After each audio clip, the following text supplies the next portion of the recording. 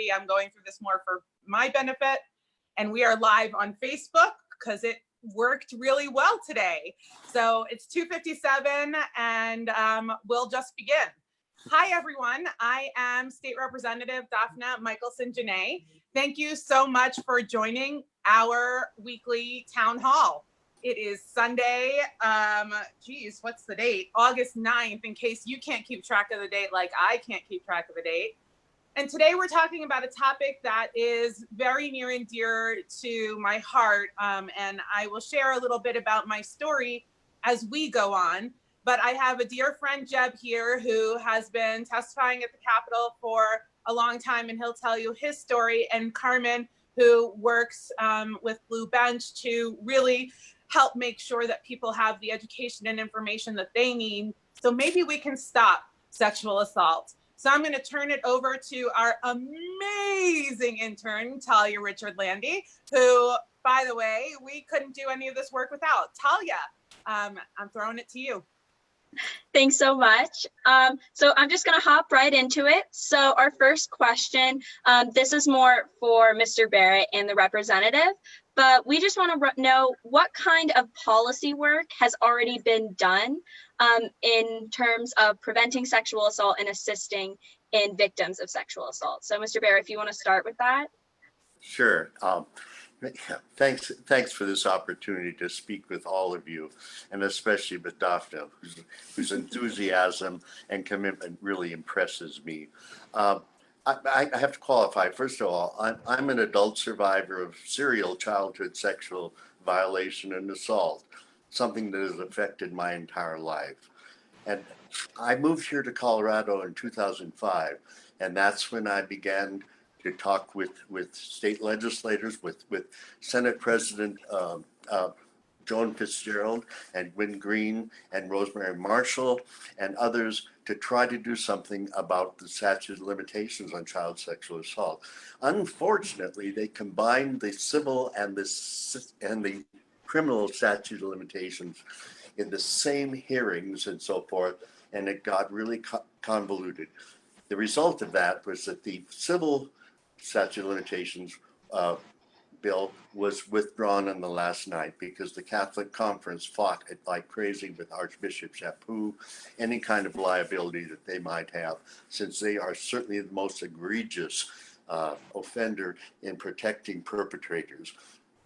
However, we did do away with the criminal statute of limitations prospectively, moving from July 1st, 2006, so that one can have report a criminal case, but only from things that happen at that point that haven't already run the statute, the current statute of limitations at that time.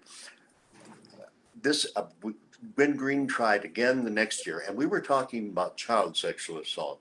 My big concern is about really not only the children today and what access they may have to our legal system, but also to the adult survivors who are hiding in shame and silence because they haven't been believed, and there hasn't been a legal way for them to expose the predators that are out there hiding someplace.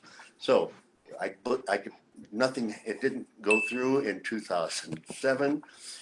But in 2016, another group got together to look at the whole problem of statute of limitations on sexual assault, the broader field of adults and children. And guess what happened? They were able to remove the criminal statute of limitations moving forward. So that's progress toward a bigger goal. At this point, the last couple of years, I've worked with the Attorney General's office and others and other organizations concerned about child protection, child safety, and so forth. And then along with that comes in Daphne Michaelson Jenet with this enthusiasm and concern, helping us to look at the fact that we have a public health crisis going on. This is an epidemic that we have not been willing to address because we don't want to look at what it really means. We need to look at pictures, videos of what pediatricians see when they have a child come in. We also need to listen to victims who, like myself, who are still suffering from the traumas of childhood at different stages of brain development, emotional development, physical development, and live with forever.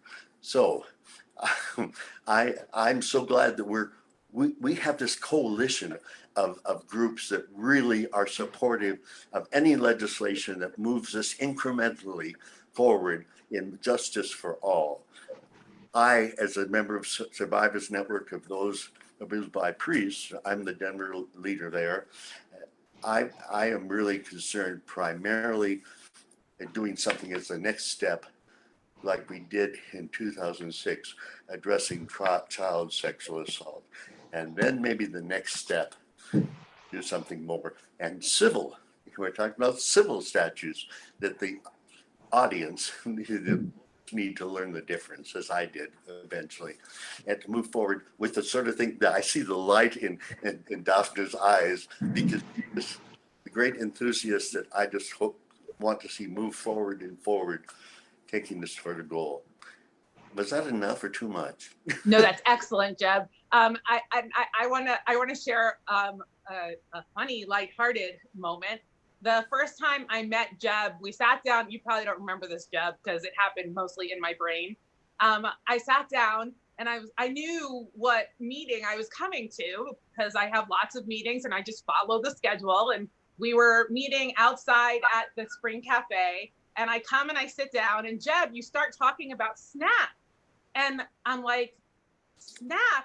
I didn't think we were talking about food assistance right now. I thought we were talking about sexual assault, because SNAP is the name of the Supplemental Nutrition Assistance Program. And so for a good 5 minutes, I was very confused until we got moving forward. And Jeb, you have been one of the stalwart fighters in this movement, and we are so grateful, because we wouldn't even be here without your work. And so where do I come into it? As a state representative, my job is to listen to the community and then work for the community. And I am a member of the community of those who were sexually abused. Now, I am not a SNAP member, because that is not where it came from for me. And I have to admit to you, today has been a very hard day for me. I have not been doing great, because it's really hard for me to talk about this issue. But you know what? It's so important that it's worth having a hard day here and there when it's time to talk about sexual abuse and what we have to do about it. And last year, our bill died in the 11th hour, and I was devastated. And just to give you an idea of what's the difference between criminal and civil, in a civil statute of limitations, you can come forward 54 years later if we are able to remove the statute of limitations. And we know that the average adult human comes forward around the age of 50 to be able to talk about abuse that happened when they were a child, well past the 6 years that we give in Colorado for the current statute of limitation. And what does that mean? That means that if by some measure you don't happen to mention it to somebody when you're a child, who then follows through and believes you, and then gets you the help that you need, and then gets you in therapy, so that magically within that 6 years of turning 18, you can come forward with something that takes most people well into middle life before they can do. Yes. And that's not okay. It's just not okay. And we'll talk about some of the technicalities of why we weren't able to cross the finish line, but I'll be damned if we don't cross it this coming year. So that's a little bit about where Jeb and I get into the boxing match together. I get many calls for this the nutrition program. Which I've tried 12, 15 years to get them to change the name of our SNAP, but that's going to work. Yeah.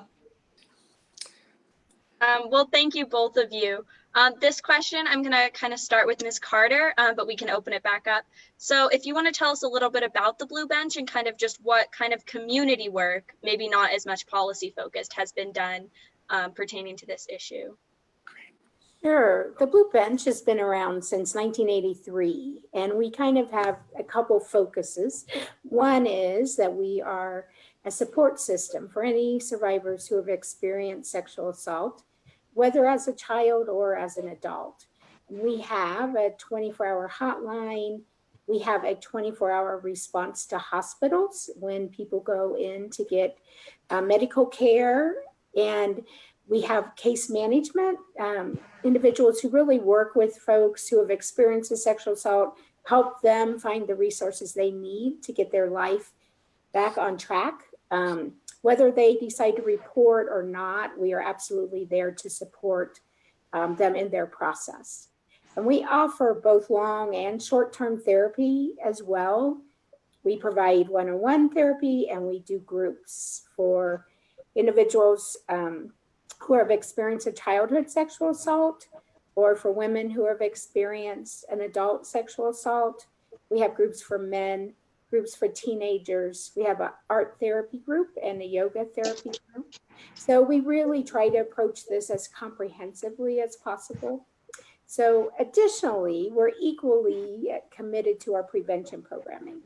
And we really use a pro-bystander education model. And so we're in the schools or in other community-based organizations that serve youth and having conversation. We have a curriculum that we utilize, and the curriculum is about first talking about definitions, so everyone gets clear about what's the continuum of inappropriate sexual behavior up to sexual assault.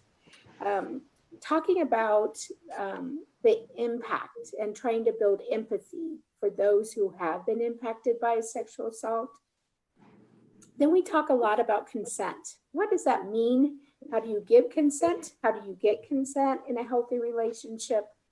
And then the last part is really focused on empowering the youth to have tools to be a bystander. So if they see someone else behaving in a way that somebody needs to step up, whether it's a simple joke walking down the hallway at school, or they're at a party and they're seeing their friend beginning to take advantage of someone or moving in ways that feel really inappropriate, that they have some tools that they could step in and do something about that. And so that is our big hunk of our prevention. We also do a Safe Bars program where we go in and train staff at bars about how they too can be bystanders.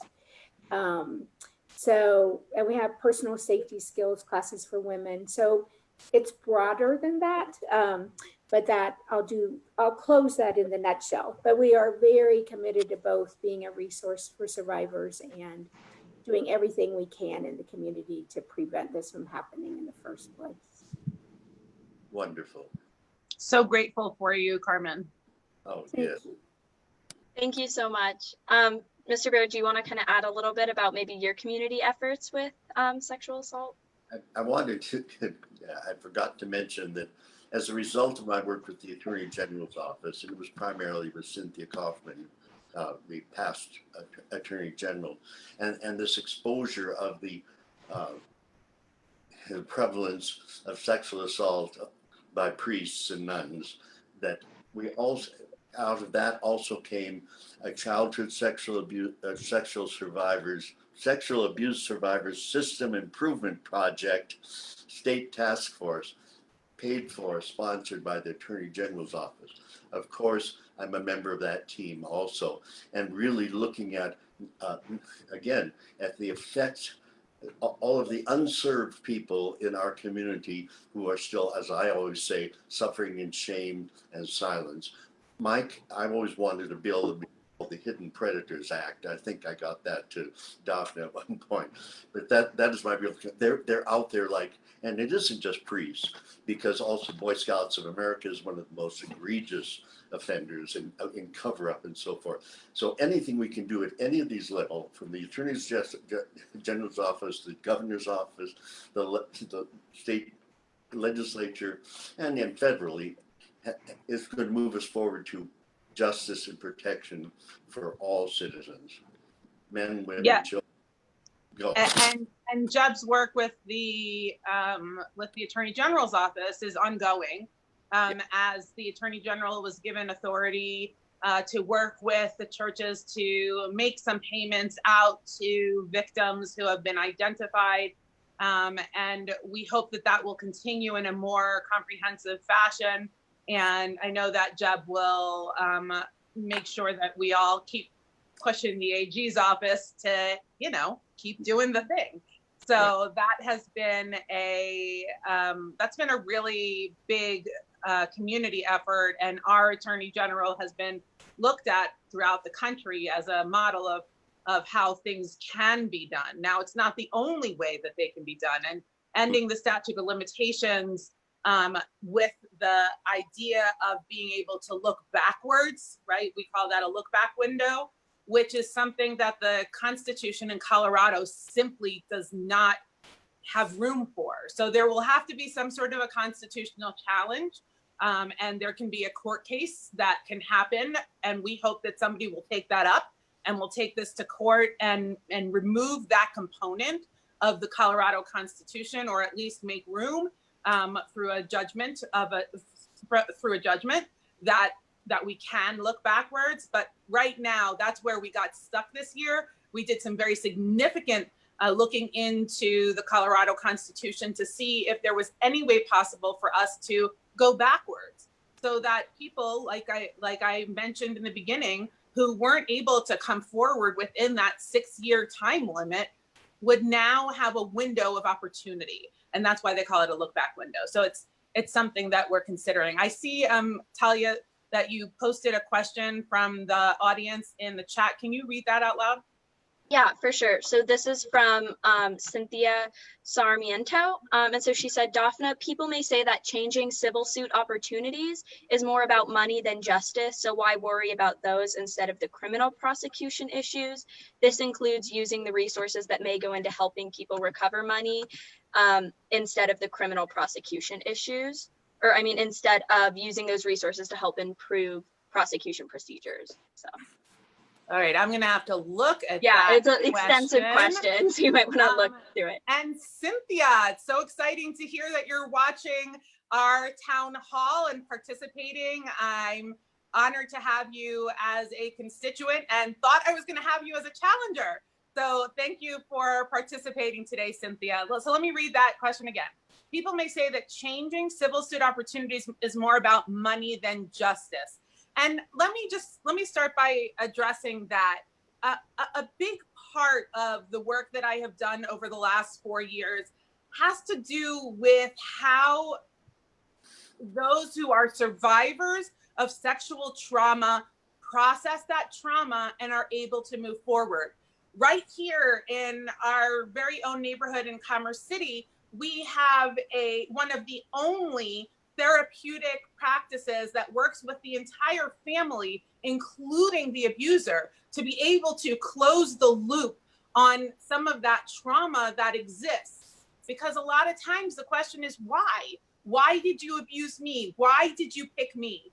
And bringing that civil suit, having that opportunity to stand in front of somebody potentially who has victimized you, or who has terrorized your dreams and nightmares for decades and decades, that is what this is about. It's not about the money. It's never about the money. And I need to chime in for me. Well, I can't imagine ever confronting face-to-face any of my abusers. I don't know. I don't have a good name for them, and I shouldn't have put my on there. But my main object is, my main concern at this stage, I can't change my past, any of that sort of thing, but I'm concerned about what those guys and women, also abusers, are doing and going to continue doing to other vulnerable adults and children for the rest of their lives. And if their names are out there, which the Attorney General and the Archdiocesan agreement helped us to reveal some of the names, then people are able to say, it wasn't just me. I'm not the only one. Maybe they'll say it wasn't my fault and they'll seek help so they don't kill themselves. My partner committed suicide 36 years ago. He was a victim in Helena, Montana, of being groomed and assaulted by a Catholic priest, the chancellor of the diocese there. Norman could never find any kind of resolution of that trauma. We didn't know much about trauma-informed therapy at that point, but we do now, and it's available in a few places. So I'm hopeful that we can save some lives. That's why I became a therapist, is I wanted to work on suicide prevention, and that was many years ago. Jeb, we continue to be incredibly sorry for your loss and for all of the trauma that your love went through, and our heart stays with you through your healing. Thank you. So we have another question, and Karmen, I don't know if this might be a question that you can answer from the Blue Bench perspective. It says, I've seen great influx with parents using falsely sexual assault on getting more time with their children. So it sounds like someone is saying that a parent might be lying in a custody case. What do you hear about that in the Blue Bench world? You know, I mean, there's always a lot of conversation about false reports when it comes to sexual assault, which is always so disturbing to me. The statistic really is that the number of false reports are between 8 to 2% nationally, is that statistic, which is actually the same as every other crime. That in every crime, there are some false reports made, but it happens very seldomly. I think the reality of that is, if there's a divorce case, if there are things that are happening about that, if, you know, there will be officials involved to investigate. And so in those cases, the officials involved, whether it's social services or law enforcement, have a really important job to investigate and to hear directly from the youth about their experience. So I can't say that doesn't ever happen. I just think it's a very small percentage, and it's never ever easy for kids to speak up, especially if it's about a parent or someone that they love. And so it's important that kids are believed and listened to in those situations. And in really sticky situations, the officials have to do the investigation and come out with the finding that the rest of us really can't do. Thank you for that, Karmen. I really appreciate it. Okay, back to you, Talia. Yeah, I'm really glad that we're having a lot of audience engagement. It's great to hear the questions that other people have. So if we want to jump back, another question. So we kind of were looking to the past on what has been done, but I think policy-wise, we kind of started this, but I want to give a chance for really all three of you to talk about any specific policy interest that you want to have happen in this coming session, or, you know, just in general in the future. So what's the next steps as far as policy?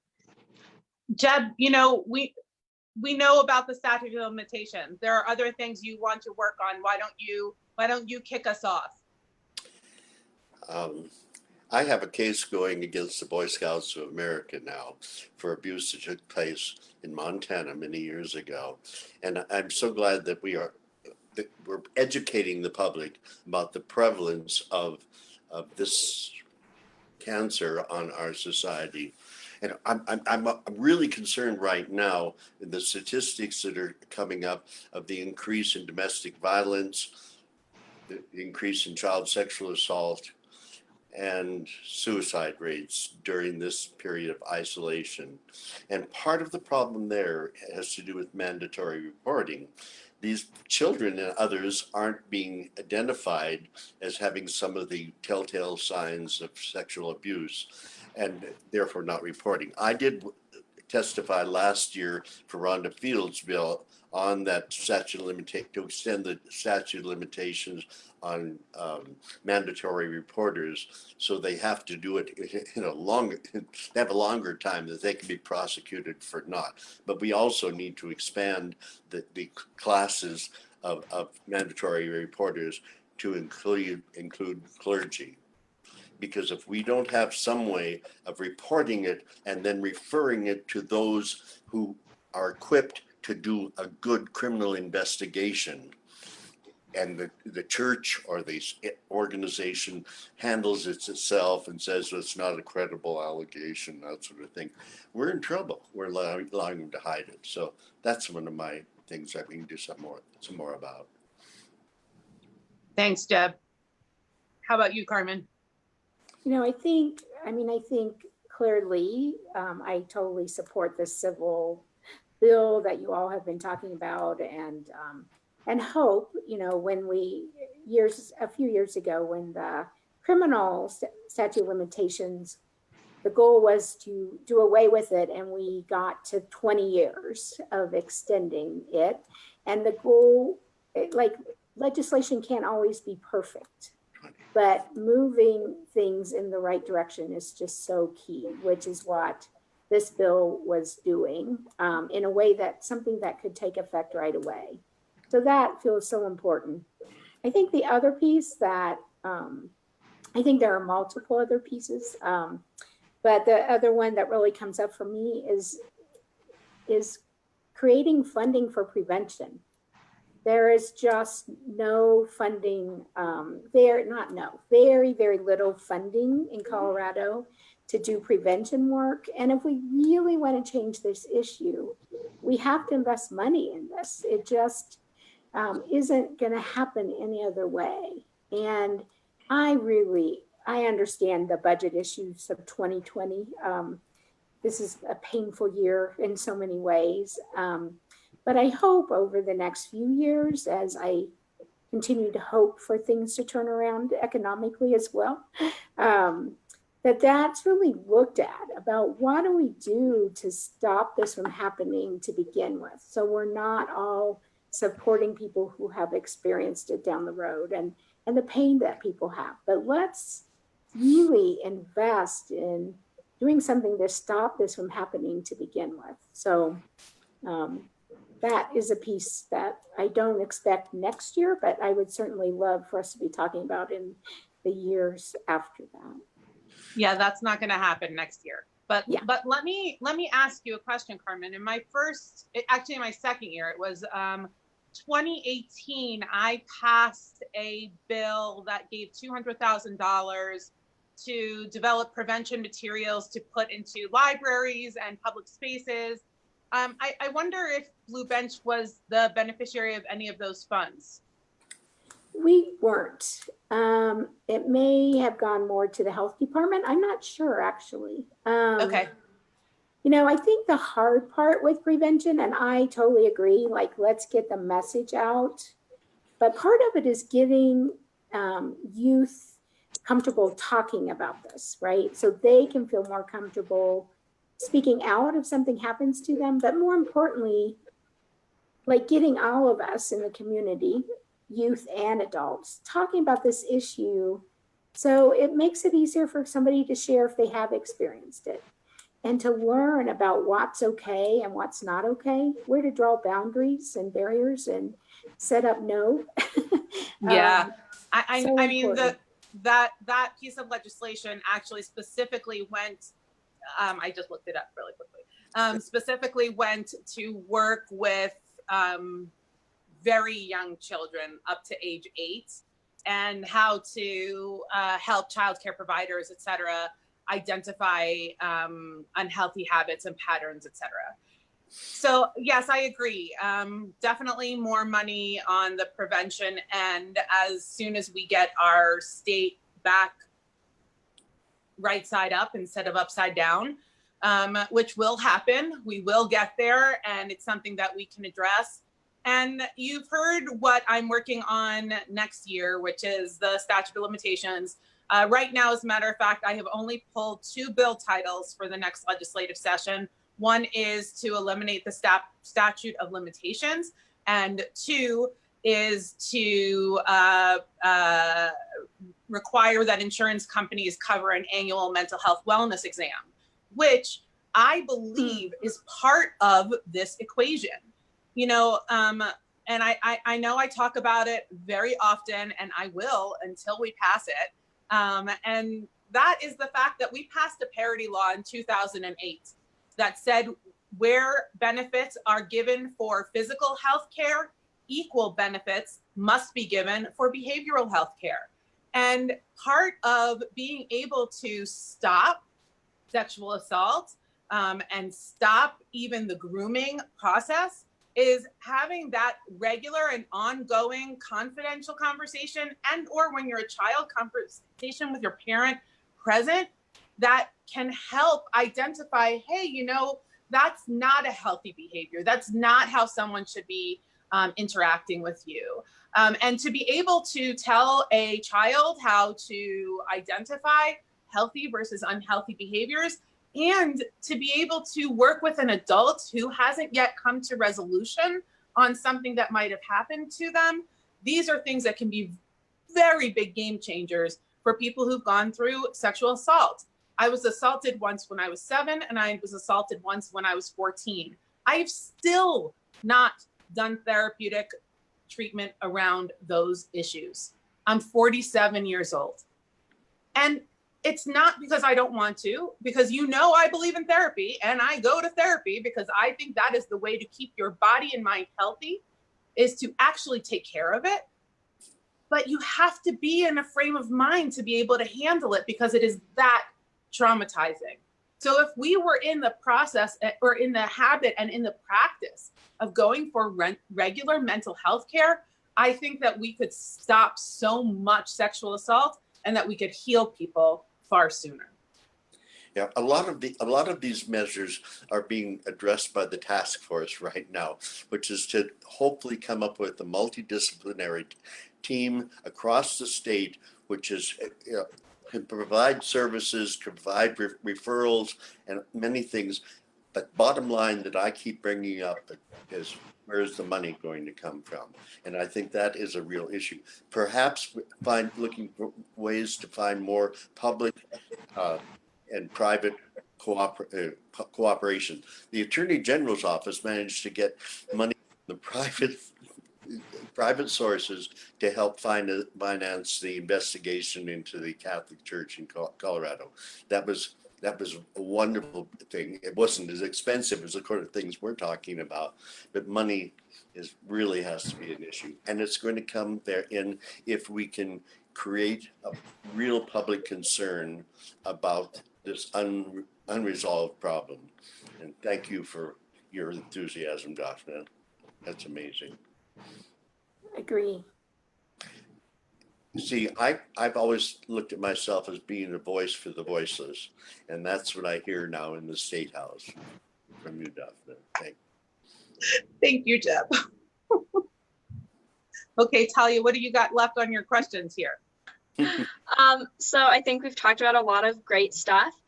One thing I want to do is, I think it's great that we have a lot of people who are active and participating. So I think that a really great question is, what can the community do? What efforts can just the average person who's wanting to help with this issue? What are their next steps? And I'm going to put a spin on that. Jeb, can you talk to people who might be watching, who may have gone through their own, you have better words than I do for this, experiences, and where can they connect and get help here in Colorado and maybe throughout the country as well? Oh my. I need to quote one of my heroes, Madeleine Albright, who said, see something, say something, do something. And that's the real thing is I need to speak up when I see something, even suspicion of abuse. But I'm not the one to investigate it. Again, we do have agencies and professionals that know how to interview without abusing or re-traumatizing a child or an adult in an abuse case. So, and I've become very open and out of the closet about a lot of things as I've gotten older. I'm not worried about getting fired because of this or that in my life. And so since I've been in Colorado, I've been willing to be interviewed on TV and newspapers and tell a lot of my story and so forth. I'm comfortable with who I am because I've transcended most of those childhood traumas. But if I can talk freely and honestly about it and strongly, and others can, it encourages, so I could do that too. And I'll tell you, when I began to tell my whole life story and address all those things come together, I came to understand myself better and the need to take care of myself, not just take care of other people. And that's a characteristic of a lot of victims. We end up in a caring profession, trying to protect others from the sort of thing, but we don't deal with our own stuff. So it took retiring. When I started retiring in 2002, 2003, that's when a lot of my hidden memories started coming to the surface. I found the Survivors Network where they believed me, and I started relating and layer one at a time the abuse situations. I don't even like that word. That's molestation. That's sanitizing. But those violations came back. But it's only in the last several months that I've been able to access the actual emotional trauma of those events. And that is another level from the memory. I finally can cry about my own abuse rather than just about Norman's. And I've known at least 200 people in the last 40 years who've committed suicide. And my therapist at the VA said, what? And I said, yeah, that's only 5 a year. That's how common it is.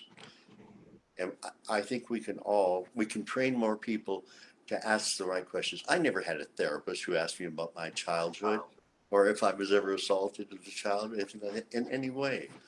But I'm able to get those questions to myself by hearing other people's stories like mine. That's the truth. And I'm not going to cry right now. But I mean, Karmen, do you want to share a little bit about maybe what you think the community can do to? Yeah, Jeb, thanks for sharing that. It's always hard just to jump onto another conversation. I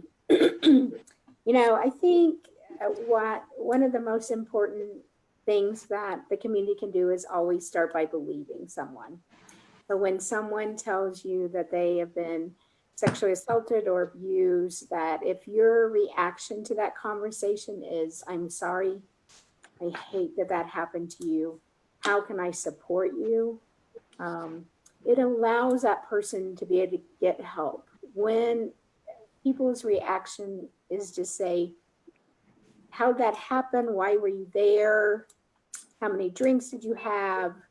What did you do wrong to cause that? Which only adds to the shame that a survivor already feels that they should have done something different to protect themselves. That kind of reaction really encourages people to shut down, keep it inside, adds to how many years go by before they may need or ask for help. And just starting by believing someone, none of our jobs is to investigate what happened, but by starting to believe someone, they have an opportunity to know it's okay for them to reach out to help from somebody else. When they're initially doubted, it often shuts that down for often a very long time. So getting that kind of support, and then being willing to get on the internet, like find the Blue Benches hotline, find another hotline, find resources for your friend, seems so important. Just having conversation about sexual assault with friends about this concept about believing people. If you're sitting in a room of 10 family members or friends, somebody in that group has experienced this. Probably many people in that group know somebody who has experienced it, whether they know it or not. So if the conversations that we're all having really support people speaking out, getting support, versus doubting people, then if you're a survivor sitting in a room and there's a lot of doubt about whether someone's experienced sexual assault or not, what that says to the survivor is they're not going to believe me. If there are conversations and people are like, yeah, this does happen as often as the statistics say, and it's not anyone's fault if this happens to them, that changes the whole environment for someone in that room to ask for help or to share that they've had this experience and may need some support. So I think community conversations are key. And then also to vote. I know that's part of today in some way, but I just always talk about that as well, as like get involved, know where people stand when making the decisions of who you vote for, because policies only get changed when we have people representing how we feel. Oh, go ahead, Jeb, and then I'll add.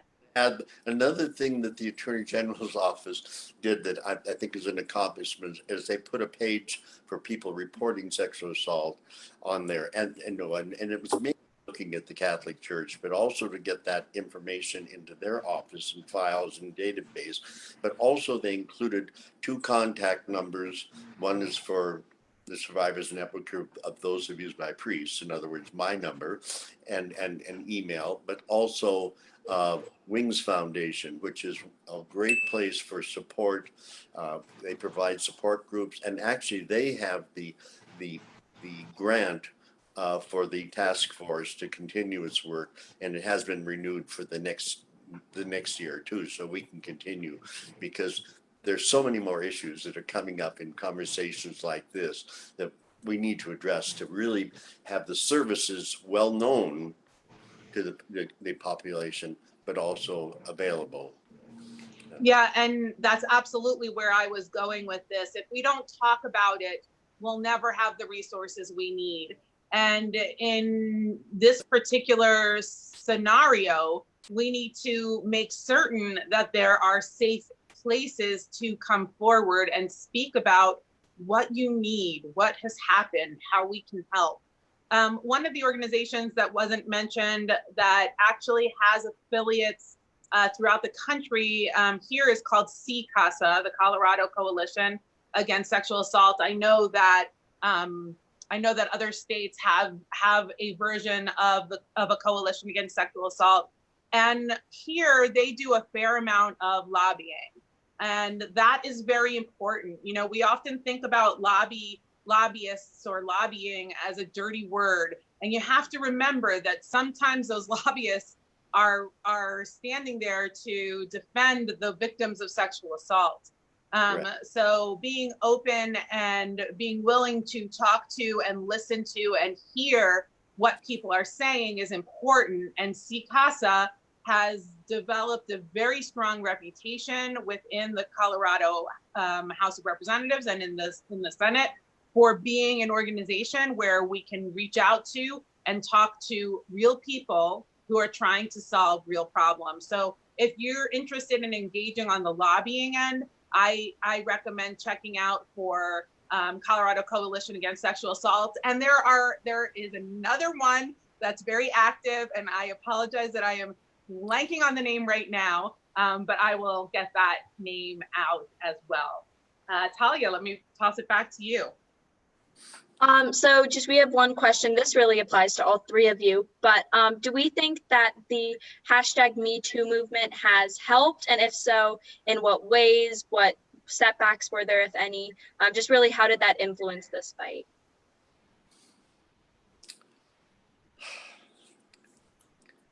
We can start with Jeb if we want. Oh my. I talk too much, but yeah, I believe so, and I'm so glad that it expanded, and largely with I think the help of Oprah at male sexual assault too, and she did that special with 200 survivors of sexual assault. Um, I can't remember what year that was, but that really opened the window. That isn't just women, and it isn't, you know, but also, I think that was very good.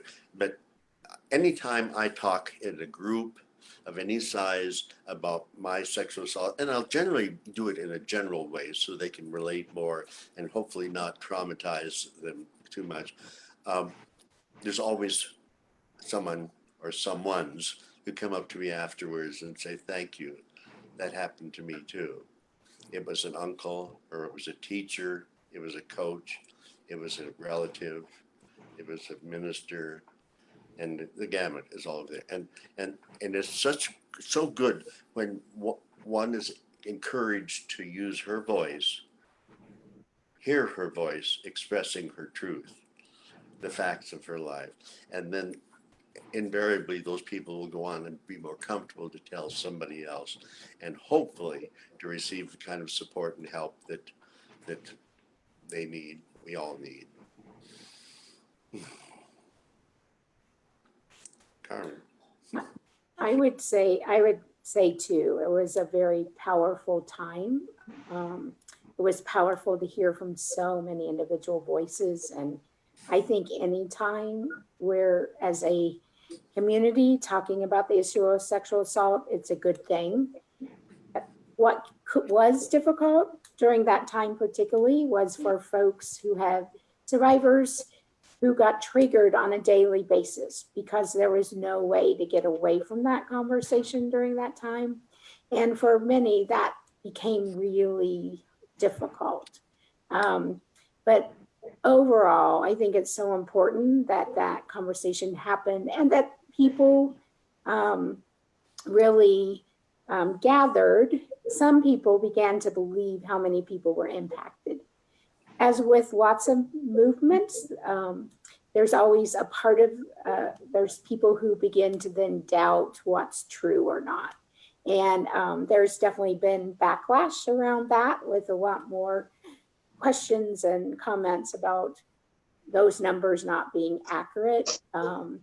Unfortunately, the numbers are accurate, and the impact of sexual violence is so far reaching.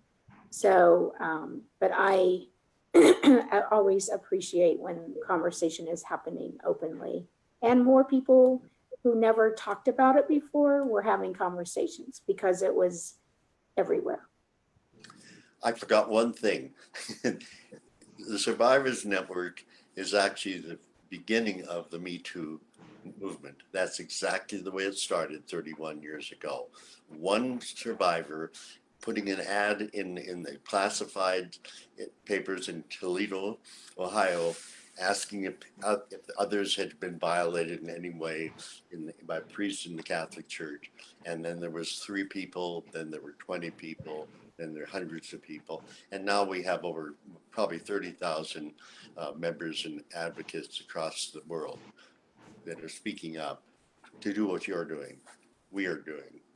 Yeah, I think that there is a history of people who were so desperate for connection with one another that we try to figure out a way to make that possible. And Me Too was definitely, it was triggering for me on a daily basis, Karmen, I'll tell you that.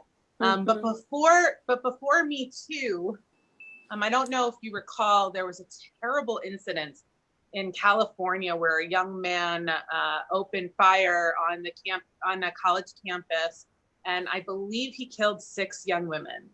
And he had a whole manifesto about how angry he was at women for ruining his life. And at that point, there were a number of women who started saying, well, this happened to me too. This happened to me, this happened to me, this happened to me. And the movement for the hashtag Yes All Women started. So we're talking about 2014. And at that time I was very engaged on Twitter. and the Yes All Women hashtag came across my screen. And it was the first time I had ever written about being raped. And, you know, for me, it was both traumatizing and freeing, Yep. but I still couldn't write about what happened when I was 7. Yeah. And as a matter of fact, the only thing I've ever written about what happened when I was 7 is one sentence in my book. And granted, my memories of what happened when I was 14 are far more crystal clear than what happened when I was 7. That I am almost more terrorized by what happened when I was 7 than by what happened when I was 14. Wow. I understand it because when I was first violated, I disassociated and I learned how to do that for the rest of my life. And and that's why I have not been able to cry about my own abuse until very recently. I'm starting to connect with that. And I'm 81 years old now, and I'm still learning about the things that formed me and continue to inform my decisions, my behavior, my prejudices. I hate to say that I probably have some, but you know, it's a journey. This recovery thing is not an event. Treatment is not an event. It is just one more step toward freedom. I love the fact that you use that word freeing, because every time that I talk about some of these things, I feel more free, and I know others do too. And that's why I want to provide more opportunities for people to do that. The Survivors Network has moved beyond just abuse by priests. We have people who are abused by janitors, nuns, their relatives, people, church workers, all denominations. So it's kind of an umbrella organization for offering understanding and encouragement to victim survivors. I love this work that you're doing. Thank you all so much for sharing. It really is inspiring and really courageous to hear how, you know, these communities have formed. So I had one question for you, Jeb, before we kind of open it up for final statements. But I know a lot of people think that men have not been assaulted in the same way as women. So what is your response to kind of that rhetoric? Oh man. Well, there are a lot of things that men don't talk about, don't want to talk about, and because we have a society that has, you know, puts a worldview with all sorts of mores and, you know, stereotypes about what men are, what they do, and we don't cry, we don't hide our feelings, you know, big boys don't cry, that sort of thing. To vulnerability or victimhood is a real paradigm for anyone, male or female, and we have so much male privilege in our society that men get away with all sorts of things that go against the values of a good person, go against society's good and all. So I I'm encouraged that a lot of men, and I worked a lot in the recovery movement for alcohol and drugs, and I have for many years, that as people begin to find their true selves, they begin to find the sensitivity, they begin to find things besides those stereotype masculine behaviors and characteristics and emotional things, and they begin to realize that there's some sensitivity and some nurturing qualities and other compassion that generally looked at as by Jung and others as being the anima, the feminine component of our characters. And I consider myself, I've always considered myself to be really androgynous, and that's okay. I've never been the athlete. I've never been interested in things that a lot of my peers were, but I have a diversity of, things that I embrace, and I'm hoping that we'll see that sort of thing grow, as we're also seeing assertiveness grow a lot more in these wonderful women who are being elected to positions of power and influence in our state and our nation. That is encouraging to me. When I'm in things like this, I really feel that I'm meeting with a group of equals. Even if, like, Rana is taller than I am, she isn't here today. Meeting with people who are equals, and we meet on an equal plate and respectful playing field, and we're all hopefully capable of critical thinking and problem solving of the most important things. And for me, one of the most important things for an adult is the protection and nurturing of children. And I don't know if that's an answer to your question, but that's what comes out. Well, thank you so much. I think that's a really important perspective. And I think just as a youth who's seeing and hearing these older generations really taking a stand and advocating and showing this bravery even later in life after having gone through the traumatic experiences that you went through is just really inspiring, because I think there's a lot of silence and belittling, especially with youth. And I think, it takes a long time to gain the confidence, regardless of if you have gone through trauma, that it must be so much worse having gone through that. So I think that it's really powerful to see that, that it can take years. And even if it does, that there are people who are there to support you. There are people who believe you. There are people who trust you. That I just think that's a really important thing to see. So we have about 7 minutes left. I want to make sure that if anyone has some closing statements, any really important message, stories, resources, anything like that. And we are going to be posting a resource document with some of the stuff we've talked about later on. But if any of you have something to share, just kind of in closing, if we want to start with Karmen. Thanks. I think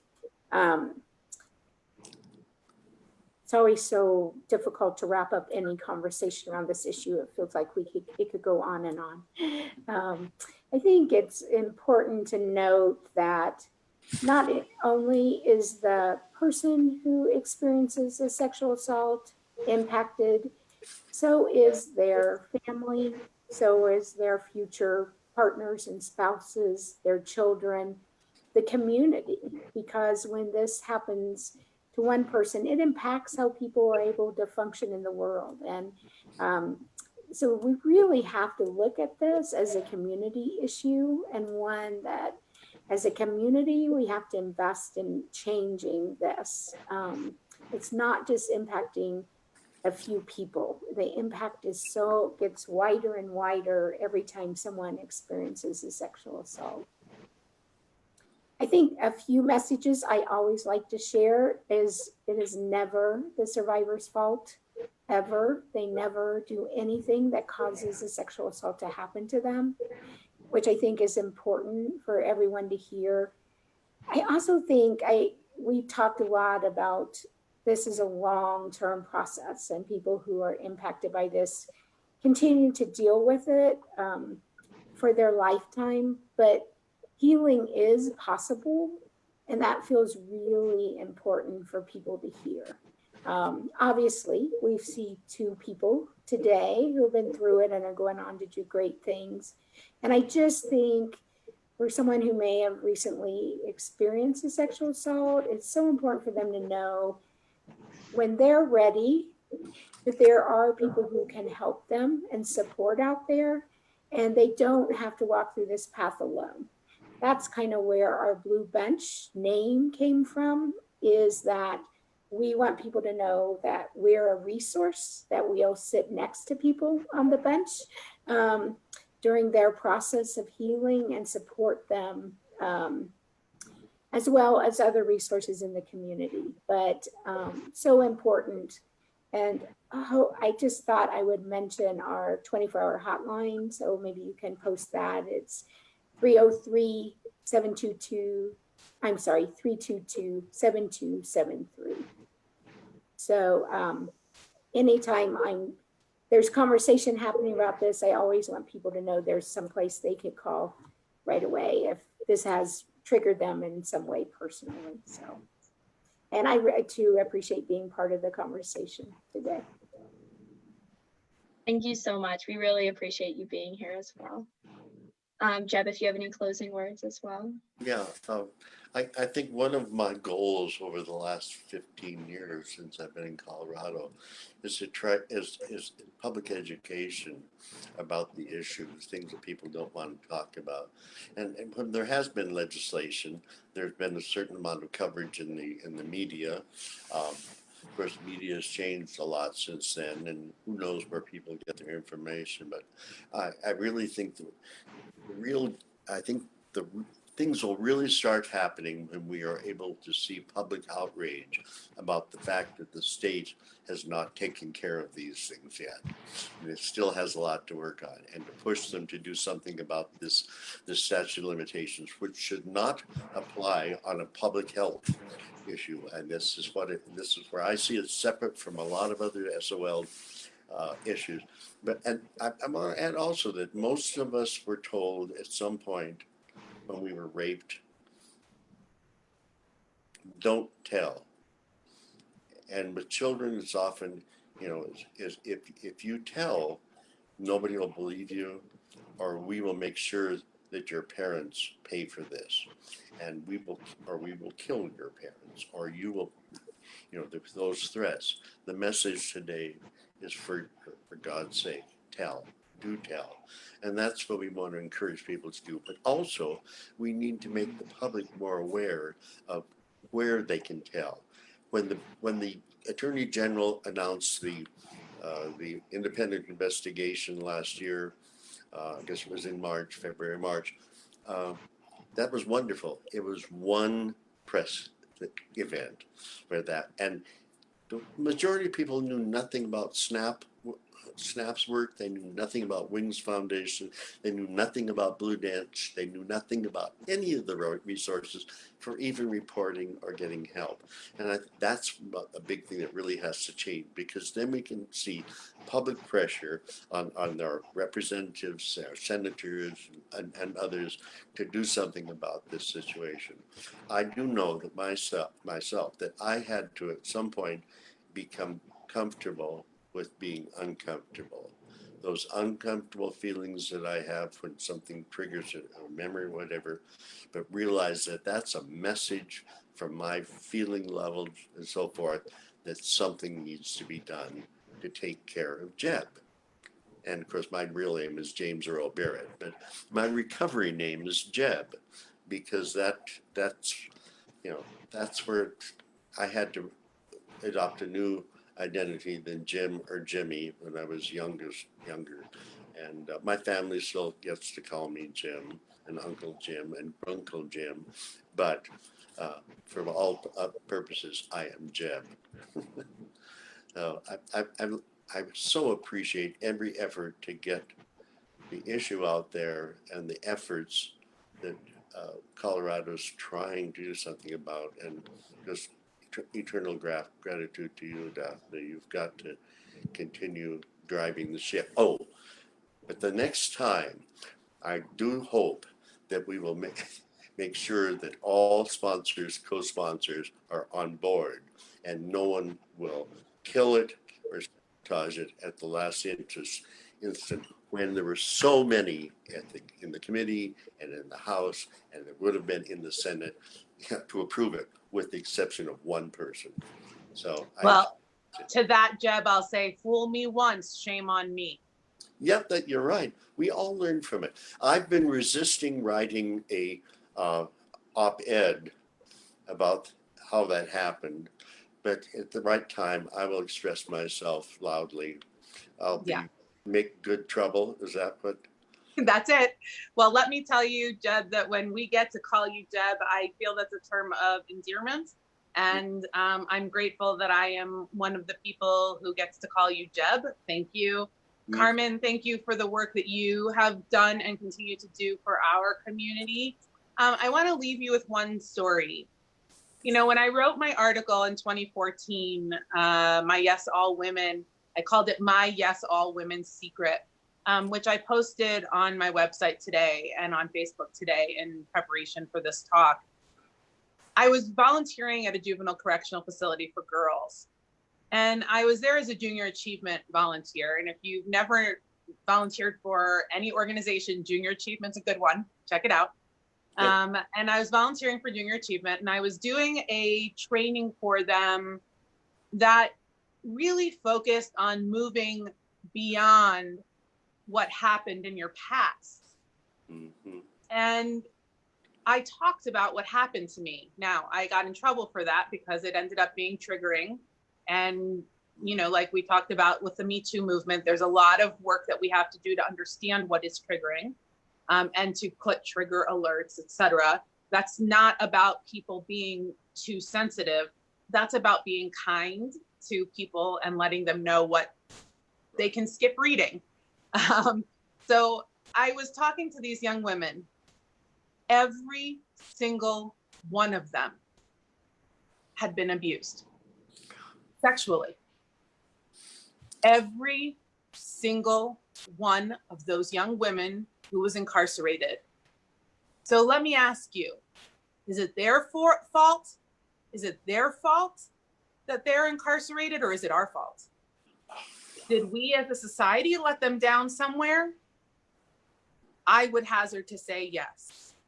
So part of our work will also keep our youth out of prison. It's valuable work. Step forward. Join us in this effort to stop sexual abuse. The time is now.